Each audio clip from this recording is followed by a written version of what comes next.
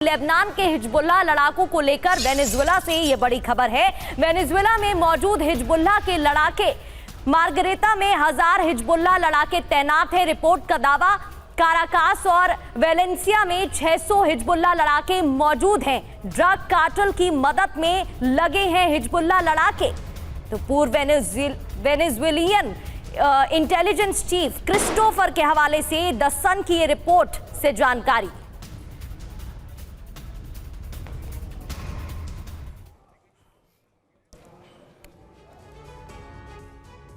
तो देखिए, ये खबर अहम है। वेनेजुएला में हिजबुल्लाह के 1600 से ज्यादा लड़ाके मौजूद हैं। मार्गरीटा इलाके में 1000 से ज्यादा हिजबुल्लाह के लड़ाके होने की खबर। काराकास और वेलेंसिया में 600 हिजबुल्लाह लड़ाके तैनात हैं। ये कहा गया इस रिपोर्ट में। हिजबुल्लाह लड़ाके ड्रग कार्टेल्स की मदद कर रहे हैं, ये दावा किया गया है।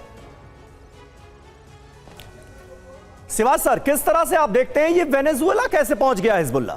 देखो, सच्चाई ये है कि समीर ये समझना चाहिए कि ये जो 3 मिलिटेंट ग्रुप जो प्रॉक्सी हैं ईरान के, चाहे हमास है, हिजबुल्लाह है, होती रेबल है, इनके अंदर अगर आप देखें, हमास जो है वो सुन्नी मिलिटेंट ग्रुप है, जबकि होती रेबल और आपके हिजबुल्लाह शिया मिलिटेंट ग्रुप है। ये एक प्रकार बिकाऊ हैं, इनका इस्तेमाल कोई भी कर सकता है। अगर आप देखें कि सर मैंने जब ये खबर पढ़ी तो मेरे जहन में सिर्फ एक ही सवाल आया कि ये अमेरिका ने एक और बहाना तो नहीं ढूंढ लिया है वेनेजुएला में हिजबुल्लाह की मौजूदगी, कि अब वेनेजुएला पर भी अटैक किया जाए, जो कि इरादे डोनाल्ड ट्रंप के साफ नजर आ रहे हैं अभी तक।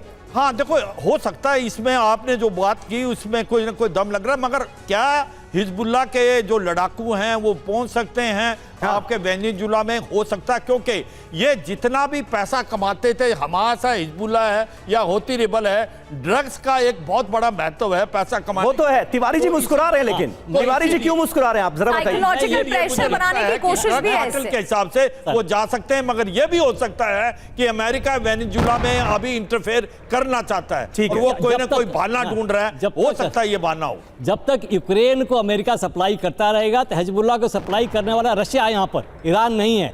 ये जब तक ये कोलंबिया का 2 फ्रंट खुलेंगे, यही कारण है कि ट्रंप साहब जेलेंस्की को दबाव डाल रहे हैं कि युद्ध विराम हो, नहीं तो दूसरा फ्रंट खुलेगा जहां अमेरिका ज्यादा परेशान होगा। हाँ, हिजबुल्लाह खाली ईरान के बल पर नहीं पहुंचा है वहां पर, रशिया के हिसाब से पहुंचाएगा वहां पर। लेकिन आप मानते हैं कि पहुंच गया? पहुंच एक चीज आप मानते ना तिवारी सर कि पहुंच गया है? कौन? हिजबुल्लाह पहुंच गया होगा, बिकॉज रशिया के पास तो इक्विपमेंट्स हैं, सामान है, जो लॉइटरिंग एम्युनिशन की बात काफी होती है, सामान तो पहुंचा दिया उसने। लड़ाके नहीं है, और लड़ाके उनके पास है, फायरिंग वाले हैं इनके पास।